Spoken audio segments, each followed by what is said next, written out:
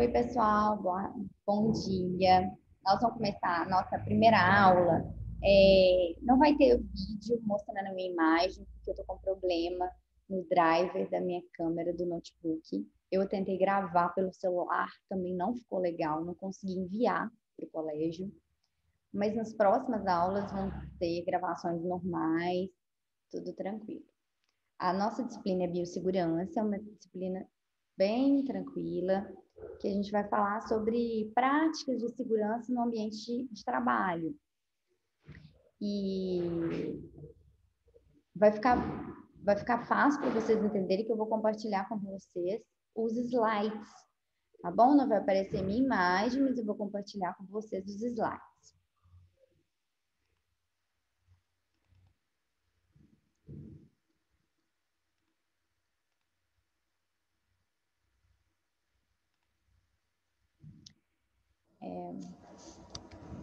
Bem-vindos à Biossegurança. Meu nome é Jamile, eu formei em Ciências Biológicas em Itaúna e eu fiz uma pós-graduação em Microbiologia Aplicada em Ciências da Saúde na UFMG. A nossa primeira unidade da aula vai ser Introdução à Biossegurança, Profissional da Saúde na Cadeia Epidemiológica, Imunização do Profissional da Saúde, que vai falar sobre as vacinas, Microbiologia e Mecanismo de Doenças.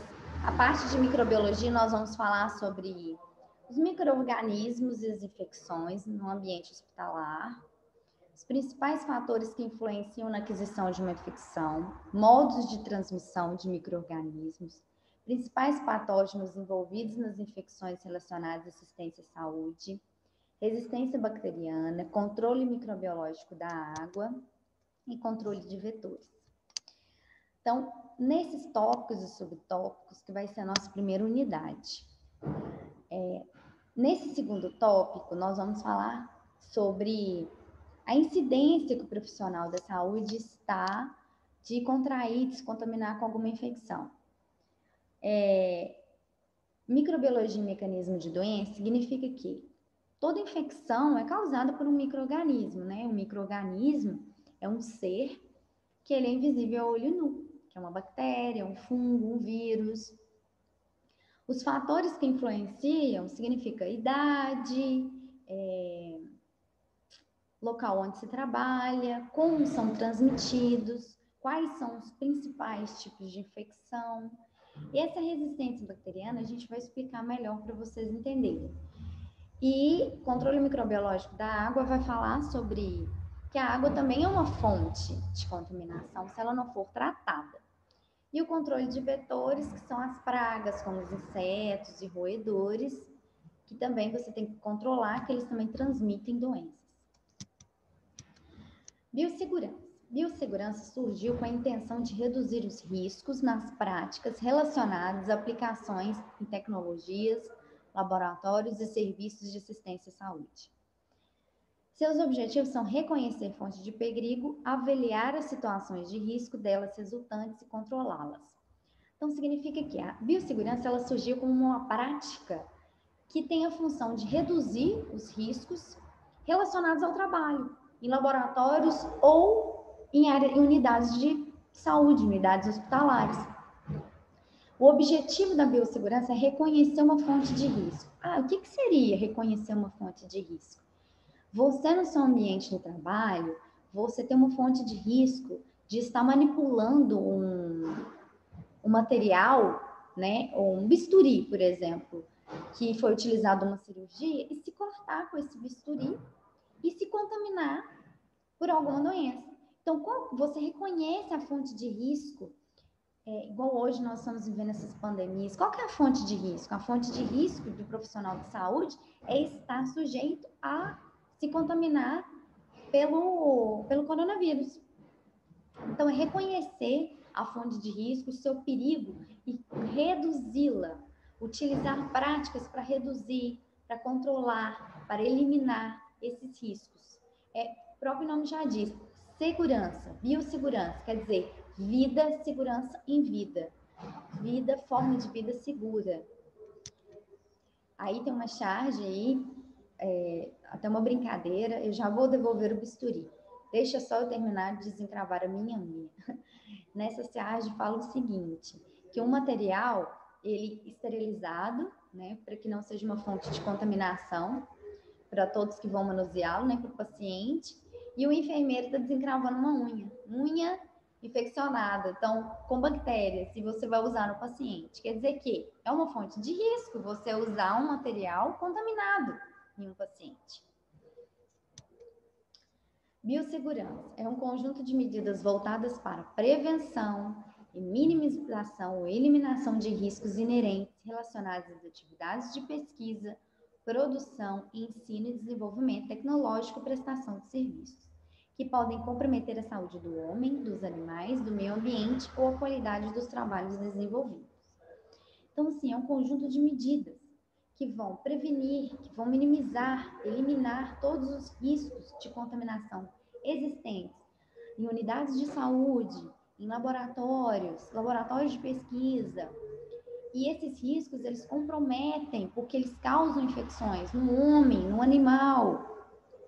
Quando falo de meio ambiente, quer dizer o seguinte, o descarte do lixo contaminado ou dos pérfuros cortantes devem ser descartados em lugares próprios, para que você não contamine o meio ambiente, né? Não contamine os aterros sanitários. Então, aí é uma ilustração para vocês verem. Biossegurança previne, controla, reduz e elimina riscos. Ela previne contaminações, infecções, riscos. Ela controla, porque se o paciente você já se encontra doente e ao manuseá-lo para que você não se contamine, também não o contamine, ela reduz o número de contaminações e elimina. Esse eliminar é com o uso de antissépticos, limpeza, higienização das mãos. Biossegurança, processo fundamental em serviços de saúde, aborda não somente medidas de controle de infecções, também é a consciência sanitária e preservação do meio ambiente, descarte de resíduos químicos, tóxicos e infectantes, redução geral de riscos à saúde e acidentes ocupacionais. O que significa? É fundamental, porque as medidas de controle, elas não são benéficas somente para o paciente ou para os profissionais, mas também para o meio ambiente, porque há muitos resíduos, pérfuros cortantes contaminados, que são tóxicos, são infectados. Ela reduz geral de riscos para você, para os visitantes, para o paciente, para nós, para a comunidade, e também acidentes no trabalho, né? Você, como futuro técnico em enfermagem, está manuseando, retirando, fazendo uma coleta de sangue de um paciente HIV, soro positivo. Se você não utilizar técnicas de biossegurança adequadas, você corre o risco de estar se infectando com essa agulha durante essa coleta. Então, isso acontece. NR32, norma regulamentadora. Se vocês tiverem curiosidade, pode digitar no Google.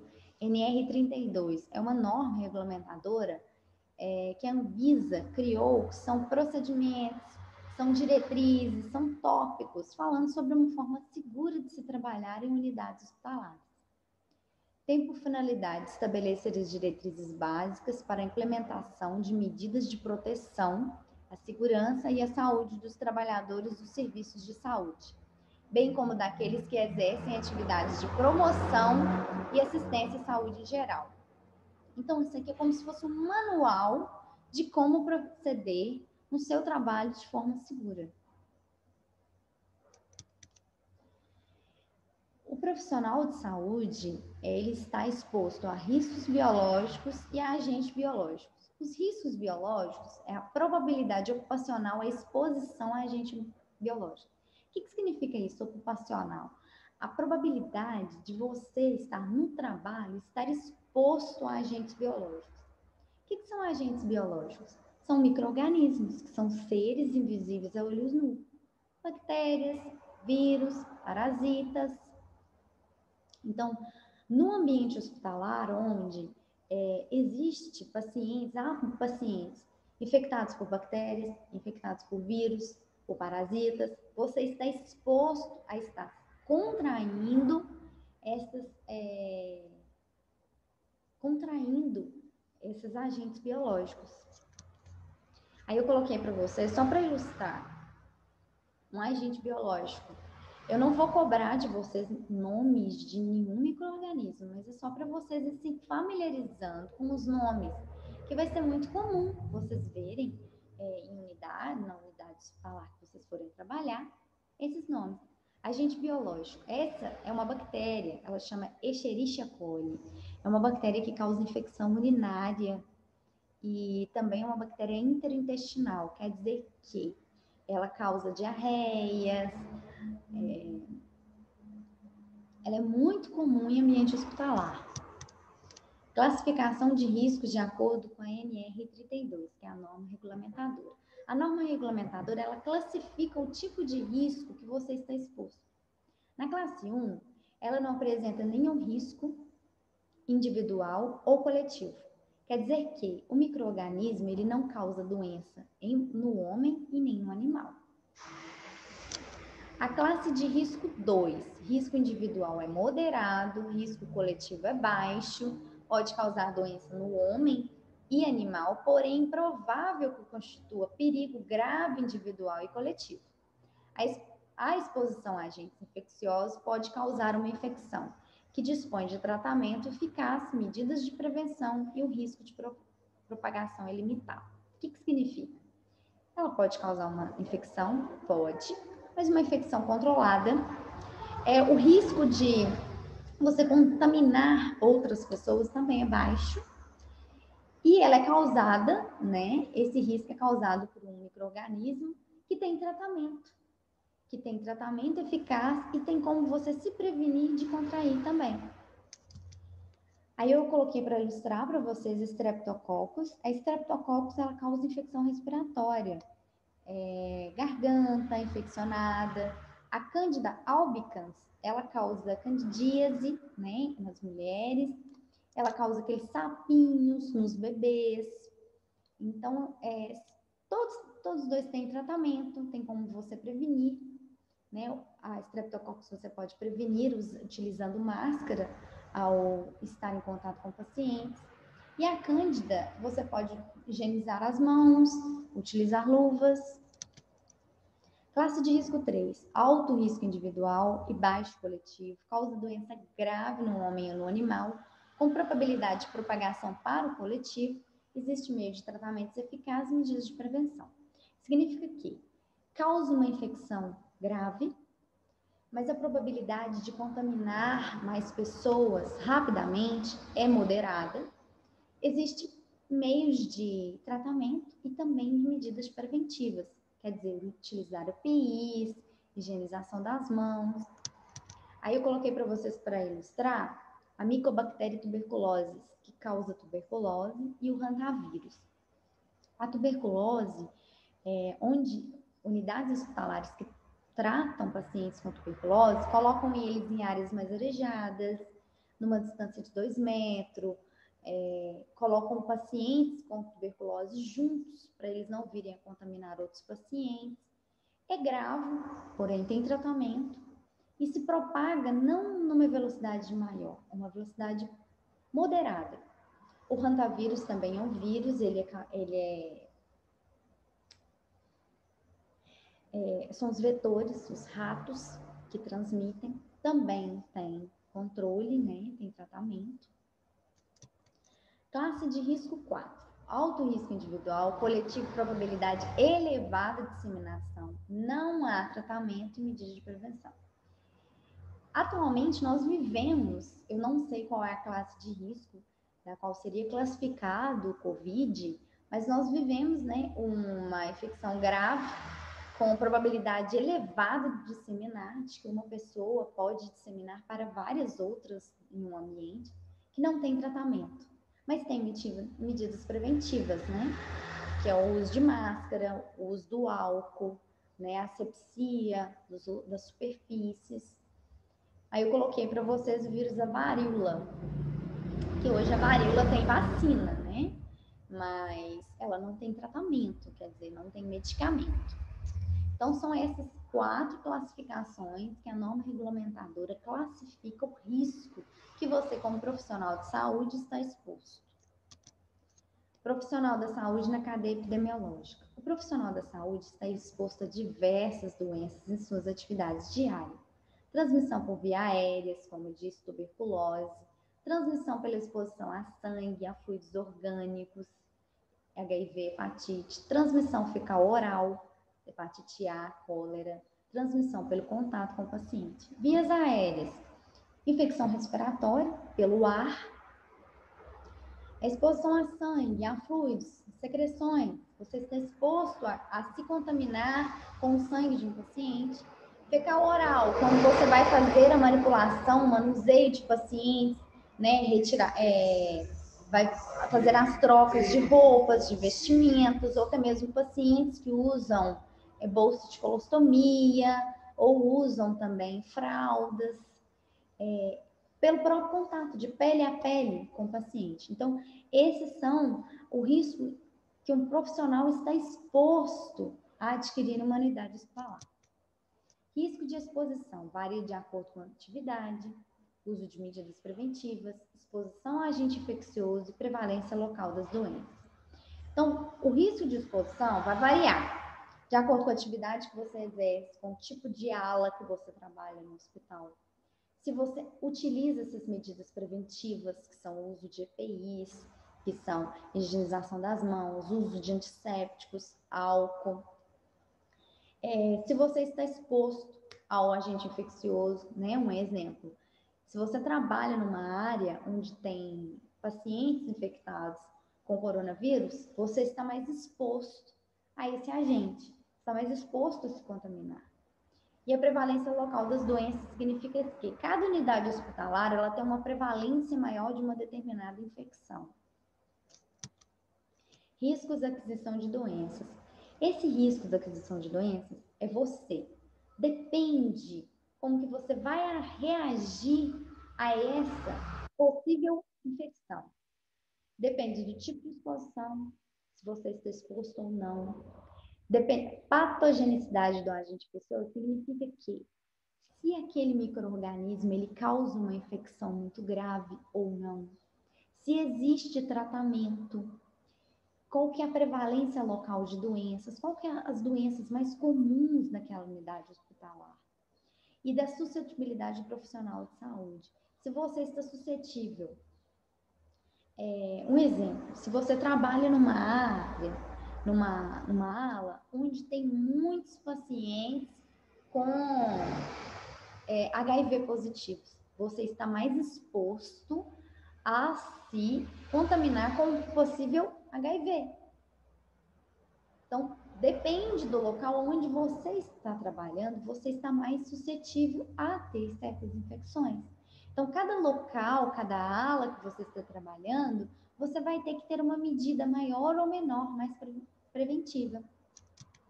Manipulação de seus pacientes. Os integrantes da equipe de enfermagem devem se preocupar com os cuidados necessários à preservação da sua própria saúde, pois são mais suscetíveis a situações de riscos e acidentes. Cuidados como o uso de EPI, lavagem de mãos, uso de antissépticos, limpeza hospitalar, materiais esterilizados, asepsia do seu local de trabalho e descarte correto. Então, você como profissional, você está mais suscetível, quer dizer que é mais fácil você contrair uma infecção, porque você já trabalha num local onde infecção é comum, onde todos que estão ali estão por um motivo, estão por uma doença. Por isso, você deve ter mais atenção. E o que acontece com os profissionais da saúde atualmente é falta de tempo, porque o trabalho são cargas, horas pesadas. Eles se preocupam mais com o paciente do que com ele mesmo. E às vezes confiança. A confiança gera, não, eu estou imune a qualquer infecção. Só que atualmente nós tivemos uma grande surpresa de estar vivendo uma pandemia e vermos que não estamos imunes, que é necessário cumprir essas medidas preventivas para a nossa saúde e para a saúde do próximo, né? Utilizar os EPIs, lavar as mãos, utilizar os antissépticos, como são o álcool, ter cuidado com a limpeza. Por quê? Porque tem micro-organismos que sobrevivem à superfície durante horas. E não é só o Covid que sobrevive durante horas em superfície. Existem outros também. Só que hoje se fala mais porque estamos vivendo uma pandemia, mas que estávamos muito relaxados com essa condição sanitária. Não nos preocupávamos antes com isso, nem na comunidade e nem na unidade hospitalar. E hoje estamos vivendo isso, onde está nos chamando mais atenção. Imunização do profissional da saúde. Por estarem mais expostos, os profissionais da saúde devem estar com suas vacinas atualizadas. A vacinação assegura e mantém uma imunidade, o que diminui os riscos dos profissionais adquirirem ou transmitirem doenças imunopreveníveis, devendo ser, portanto, parte essencial de programas de prevenção e controle de infecção. Então, o profissional da saúde, todas as vezes que você é admitido, principalmente em laboratórios também, eles pedem que todas as suas vacinas estejam em dia, para que você não transmita nenhum tipo de doença, igual, por exemplo, sarampo. Nós estamos vivendo surtos, novamente sarampo, porque há-se uma questão que é de que as vacinas têm reações adversas e que elas não devem ser utilizadas devido às suas reações adversas. Nós estamos ouvindo isso também, atualmente, dizendo que as vacinas que estão sendo testadas são da China, não podemos utilizá-las, mas a vacinação é a nossa melhor prevenção.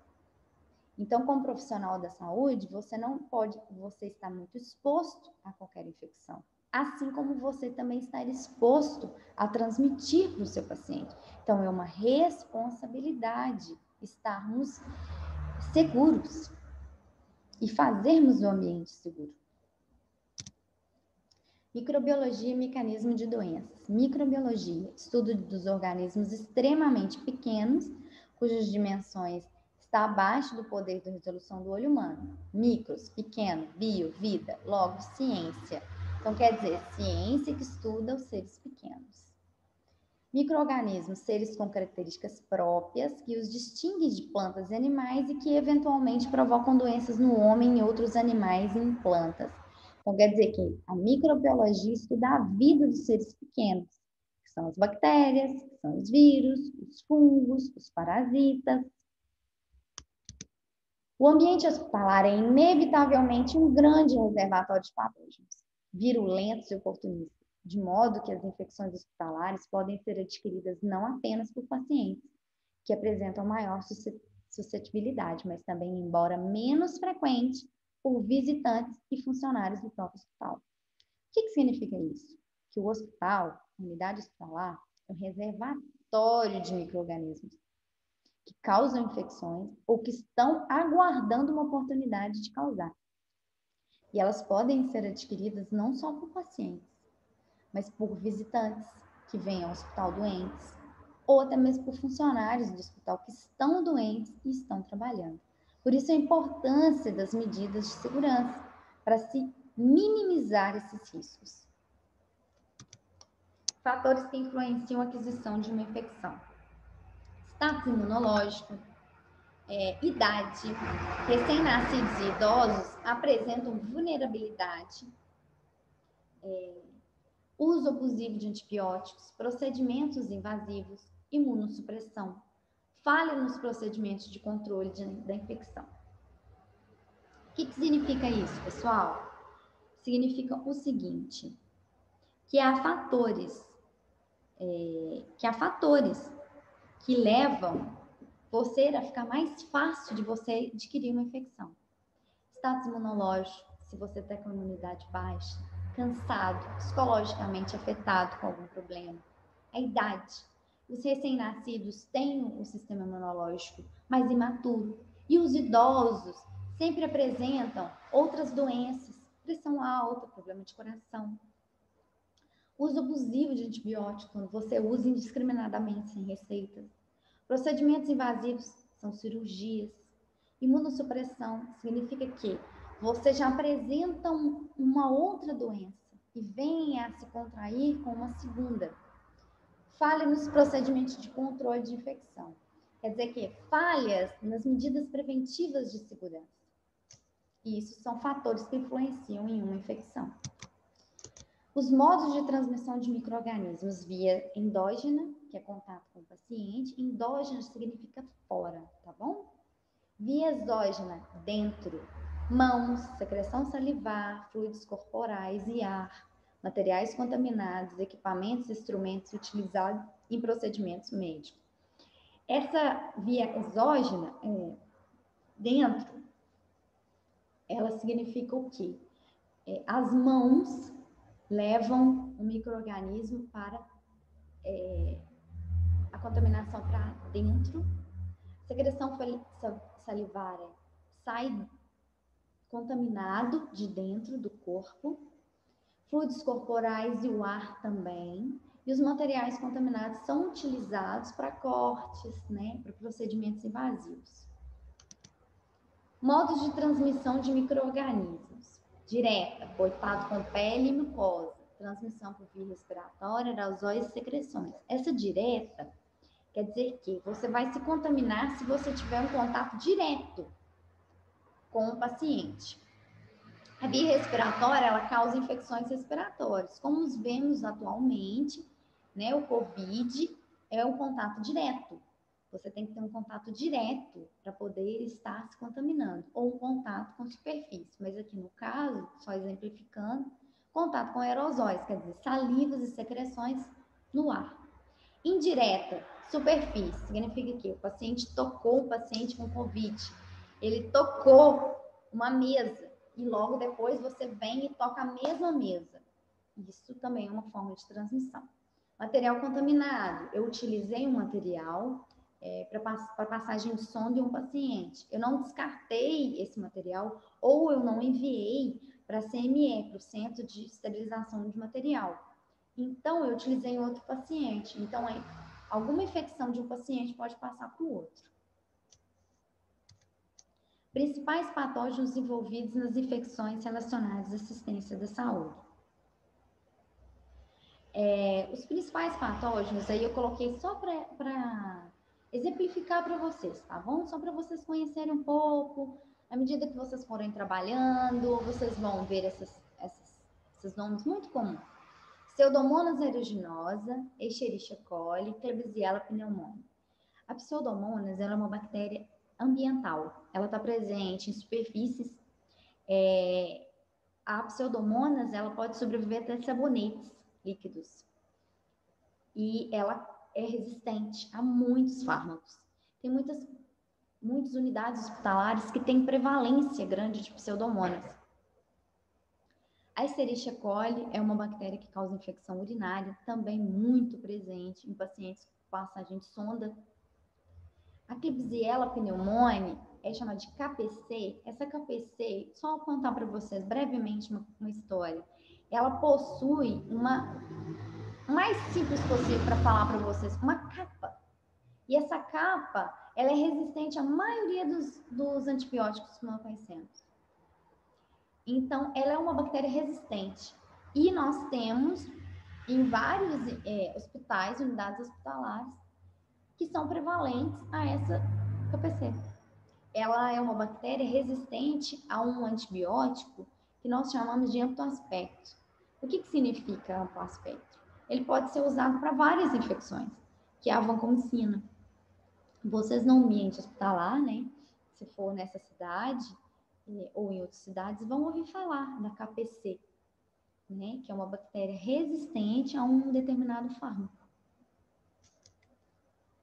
Só para destacar para vocês, eu não vou cobrar nada disso que eu estou falando para vocês.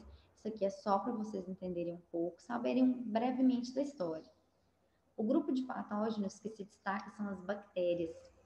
As infecções mais frequentes são urinária e as causadas por feridas cirúrgicas e pneumonias. Então, o grupo mais frequente que causa infecção hospitalar são bactérias. E as mais frequentes são urinárias, onde está a Escherichia coli aqui. Feridas cirúrgicas. Feridas cirúrgicas, nós temos no caso a Pseudomonas aeruginosa. Ela é uma bactéria ambiental, ela vive em água. água, solo. Então, se a água não estiver devidamente tratada, você pode, na lavagem, você pode contaminar materiais e não esterilizá-los adequadamente e utilizar aquele material em uma cirurgia e ele ser contaminado por pseudomonas, né? E ter uma sepse.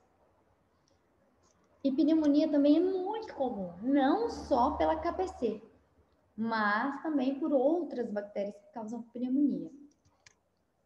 Aí eu coloquei novamente para estudar para vocês a Escherichia coli. A Escherichia coli, contar para vocês uma curiosidade.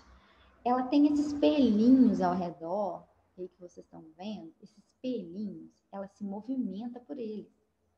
Ela se movimenta igual água viva. Então, por isso que quando você fala que bactéria de infecção urinária é ascendente, significa que ela sobe. É por isso. Por causa desses pelinhos, ela sobe. Ela consegue subir ela pega o canal da uretra e sobe para os rins. Só contando para vocês uma curiosidade. A Streptococcus pneumoniae, que é uma bactéria também que causa pneumonia. É muito comum a gente ver pacientes com uma determinada... Ele foi internado por um problema cardíaco, problema de pressão, AVC, e ele contraiu pneumonia. Porque a Streptococcus pneumoniae, ela é uma doença oportunista. Ela aproveita que o paciente está doente para ela se manifestar. E ela é uma doença silenciosa, uma infecção silenciosa. O paciente não tem sintoma. Ele só vai apresentar sintomas depois que a infecção se apresenta avançada. Os grupos de patógenos que se destacam são as bactérias. Normalmente não trazem risco em indivíduos saudáveis, devido à sua baixa virulência, mas podem causar infecção em indivíduos com estado clínico comprometido, denominados assim bactérias oportunistas. Foi igual eu expliquei para vocês.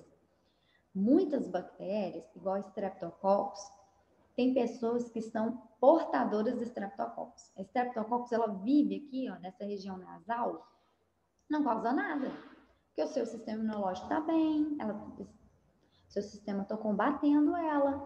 Mas a partir do momento que você tem outra doença, ela se manifesta. E os pacientes que estão no hospital estão internados porque estão doentes. Então, eles estão muito mais fáceis de contrair uma segunda infecção no hospital. E você, como profissional que tem noção da segurança, está lá para agir de acordo com a segurança, evitando com que esse paciente possa adquirir uma outra doença ou que você mesmo possa contaminar. Coloquei aí para vocês a ilustração de dois fungos, duas leveduras que são oportunistas, que elas se manifestam quando o paciente já se apresenta doente. Aspergillus é um fungo que fica na saliva e a Candida albicans, que é uma levedura que causa alguma infecção, quando muito comum em pacientes soropositivos. Vou explicar para vocês o que é levedura. Fungo e levedura são diferentes? Fungo, ele vive em determinada temperatura. A levedura vive em uma temperatura mais alta. Tá bom?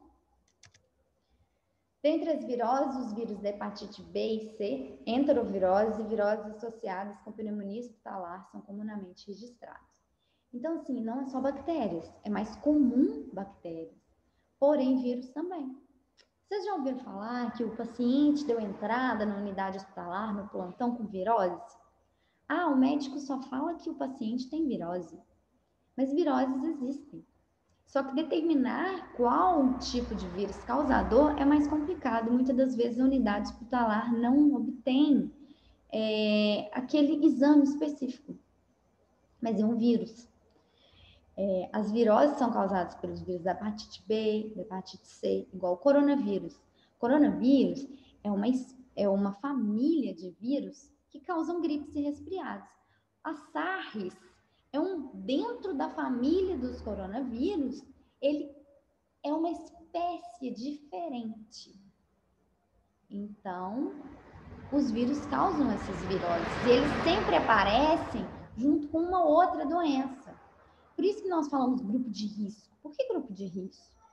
Porque o indivíduo já tem uma conformidade, já tem uma comorbidade, e ele está suscetível a se contrair uma virose, e para ele vai ficar muito mais grave do que um paciente que não apresenta nada.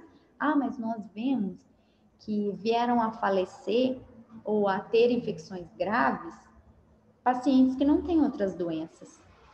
Sim, mas aí depende dos fatores de risco, idade, vida, alimentação, a forma como que o seu psicológico atua nessa doença, são fatores, né? São vários fatores.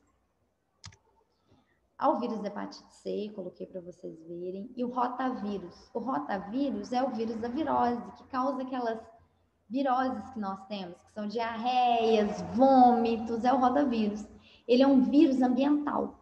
Ele é muito comum em água, ele é muito comum em água. Resistência bacteriana. Eu vou explicar para vocês, vou contar uma breve história sobre como foi descoberto os antibióticos. A penicilina foi descoberta por um oficial médico inglês chamado Alexander Fleming. Foi o seguinte, eu não sei contar muito bem a história com todos os ricos detalhes, mas vocês podem clicar no Google e escrever penicilina ou Alexander Fleming, vai aparecer. O Alexander Fleming, ele pegou um caldo de carne e tampou esse caldo para que não caísse nenhum tipo de inseto e deixou ele exposto. Ele percebeu que aonde tinha prevalência de um fungo, as bactérias decompositoras não cresciam.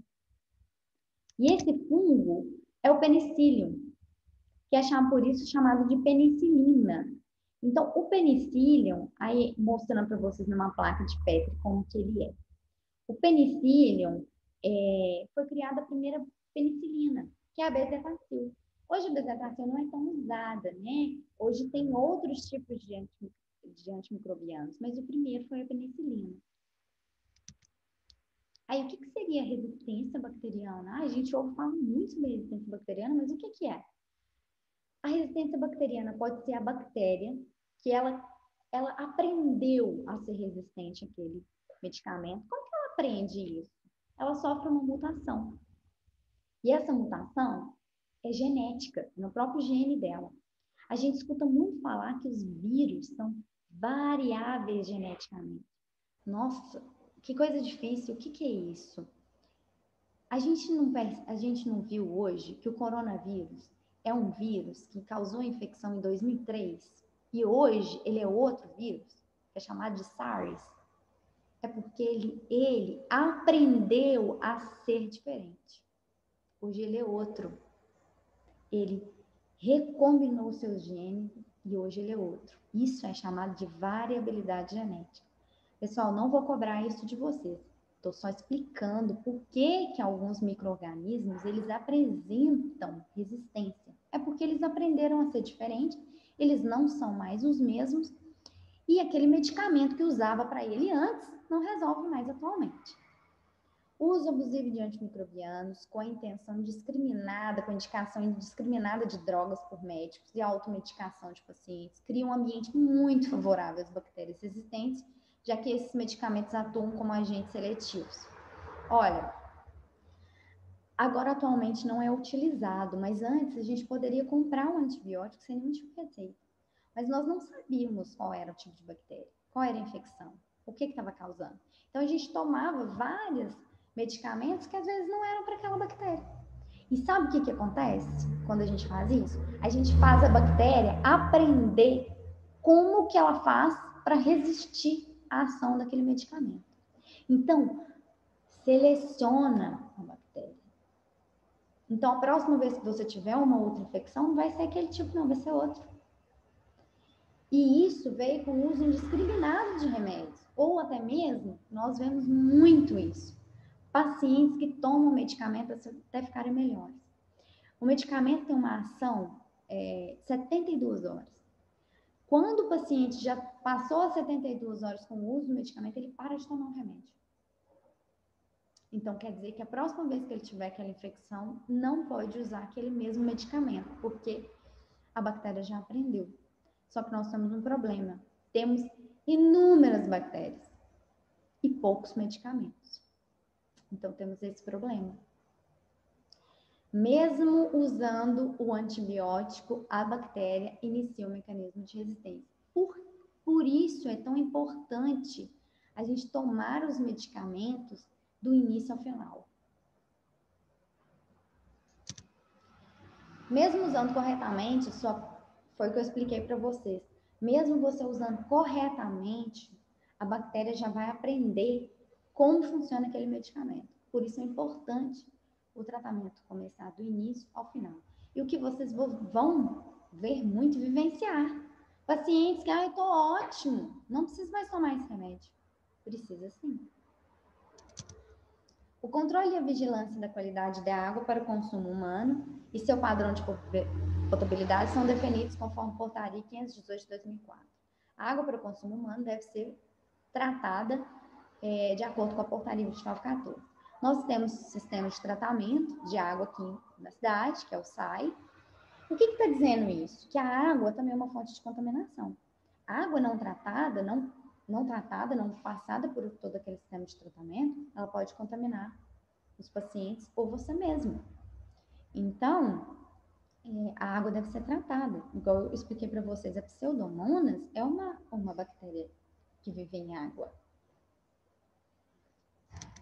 As principais fontes de contaminação de água são esgotos sem tratamento, aterro sanitário, onde se joga o lixo, né? E as indústrias que utilizam os rios como carregadores de resíduos tóxicos. Então, quer dizer, a água pode estar contaminada toxicamente com químicos, pode estar contaminada com fezes dos esgotos, com lixo. Então, por isso que é necessário a água estar tratada. Mas a água está limpa. Mas vale lembrar que não enxergamos bactérias, nem parasitas. Então, eles podem estar lá. Os principais organismos indicadores de contaminação fecal, fezes, são Escherichia coli, que é aquela bactéria que eu mostrei para vocês, coliformes, Streptococcus fecais e os esporos de Clostridium. Deixa eu contar para vocês, esses coliformes, eles estão presentes nas fezes. Os Streptococcus são também bactérias que estão presentes em fezes principalmente animal. E esses clostridiums, esse Clostridium, ele possui uma parte dormente. É uma bactéria que dorme. Ela dorme quando não tem forma dela sobreviver.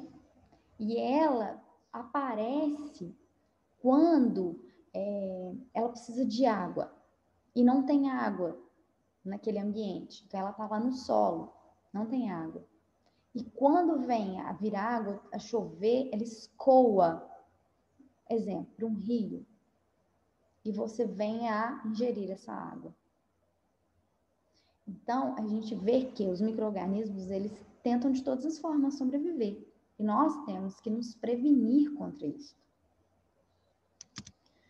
Controle de vetores. A portaria 9 de 2000 da Anvisa diz que o sistema de controle de vetores são ações preventivas e corretivas que impedem que os vetores e as pragas possam gerar problemas.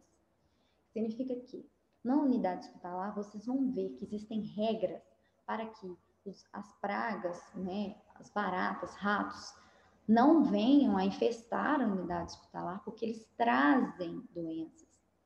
Inclusive, há hospitais que imaginava-se que bactérias resistentes eram trazidas pelo ar ou por outros pacientes, e fizeram uma pesquisa e descobriram que quem trazia essa bactéria era baratas. O ambiente hospitalar saudável é um fator fundamental para o bem-estar e a saúde da população que frequenta esse local. Então, que você, como profissional, puder contribuir para a organização, limpeza, procedimento correto, é ideal para você e para o paciente. Os principais vetores são artrópodes, baratas, moscas e formigas, que transportam os agentes patogênicos para alimentos após contato com fezes e materiais contaminados no lixo.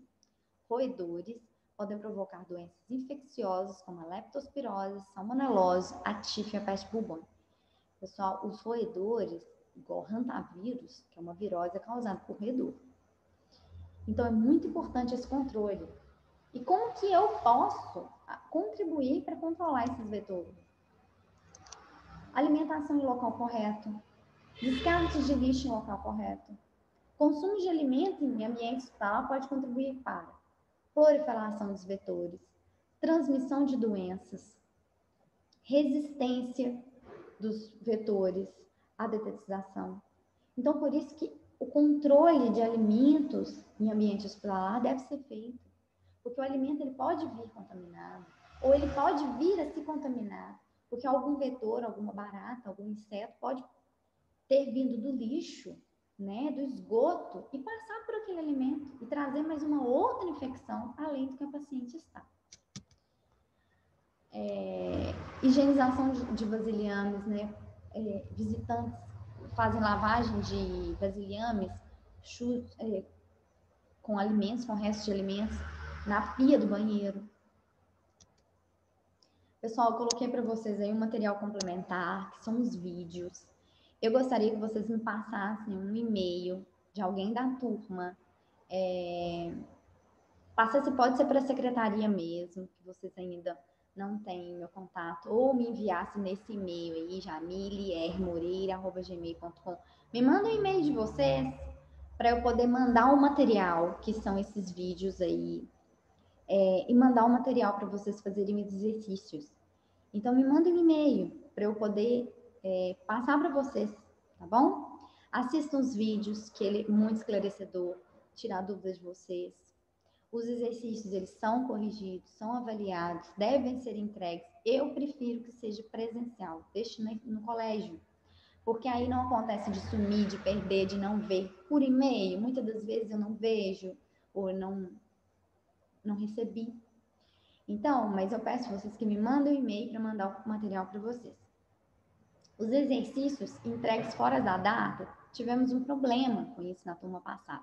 Espero que a gente não tenha desta vez. Serão avaliados na metade da nota, tá bom? Exercício 1. Em todas as aulas eu vou passar os exercícios, então vai ser necessário que vocês assistam às aulas. Eu vou deixar um tempinho para vocês tirarem print da tela, ok? Eu vou explicar cada exercício. Conceitue biossegurança e sua importância para o profissional da saúde. Vocês vão falar o que é biossegurança e qual é a importância do profissional. Seguir essas normas de biossegurança. Cite as infecções que o técnico de enfermagem está exposto e os EPIs e ações que podem ser feitas para minimizar esses riscos. Quais infecções que você, como profissional, está exposto? Infecção respiratória? Infecção de urina? Como que você pode evitar isso? Usando máscara? Higienizando as mãos? É isso que eu quero que você responda. Você identifique o risco e pense como que você vai prevenir. Cite os fatores que contribuem para a resistência bacteriana dos micro-organismos aos fármacos. Você vai citar para mim quais são os fatores. O que contribui para que a bactéria aprenda a lidar com o fármaco e ele não fazer nenhum efeito? Com suas palavras, comente a história da penicilina e, na sua opinião, essa descoberta contribui de alguma maneira para os pacientes com doença infecciosa? Você vai comentar, você não vai jogar na internet, por favor, e vai copiar a história da penicilina inteira para mim. Não. Você vai comentar sobre a descoberta do Alexandre Fleming, que é muito legal, com as suas palavras, da sua maneira, e vai responder. Você acha que isso foi bom? Ele ter descoberto um antibiótico foi bom? Qual que era a incidência de mortes antes de uma descoberta do antibiótico? E se não formos, e vai mais além, a gente pode pensar, e se não tivermos mais outros antibióticos, será que nós vamos conseguir tratar o número de bactérias que aprenderam a lidar com os antibióticos como que a gente tem hoje? Escreva as vias de transmissão e relacione o micro-organismo com o modo de transmissão. As vias de transmissão, nós temos vias de transmissão endógena e exógena. Endógena contato com o paciente, não quer dizer que pela mão. Qual micro-organismo que eu posso contaminar pela mão? Covid é um deles. A Escherichia coli também é um deles. É isso que eu quero que você escreva. Infecção respiratória. Qual o micro-organismo? Ah, o micro-organismo que causa pneumonia. Não é que eu quero que você escreva os nomes, que é difícil para vocês, mas que vocês entendam que uma infecção está relacionada à forma como que ela é transmitida. Quais são os riscos de ingestão de água não tratada? O que pode acontecer se você beber uma água contaminada? Descreva as infecções mais frequentes em ambiente hospitalar. A gente falou sobre isso. Descreva suas dúvidas sobre esta aula. Toda aula, pessoal, eu vou escrever. Descreva suas dúvidas. Sabe por quê? Eu quero saber onde que vocês não entenderam. Porque nos próximos vídeos eu vou tirar a dúvida de vocês. Eu vou explicar melhor. Se vocês não falarem para mim, eu não vou saber. Porque hoje, atualmente, nós estamos com uma forma diferente de ter aula, que é online. Então, eu não estou vendo o rostinho de vocês, não estou vendo o que vocês estão com dúvida. Então, é bom que vocês escrevam. Me perguntem, que eu vou tirar a dúvida, ok? Então, eu vou dar uns minutinhos para vocês tirarem print da tela. E não esqueçam de me mandar o e-mail para eu poder mandar um material para vocês.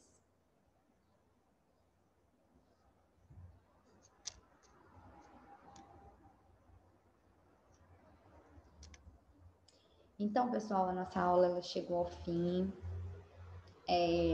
Espero que vocês tenham entendido. Escrevam no exercício. Se está falando muito rápido, se está muito devagar, se quer que fale mais sobre um assunto do que de outro. Então, para a gente poder ir se entendendo aos poucos, tá bom? Bons estudos para vocês. A data do exercício sempre vai ser a próxima aula nossa. A próxima aula nossa é dia... Deixa eu olhar aqui para vocês. Dia 26 de outubro. Então, esse exercício eu vou pedir para vocês entregarem até o dia 26 de outubro, ok? E no dia 26 de outubro eu vou passar outro exercício para vocês. Tá bom? Bons estudos. Até a próxima.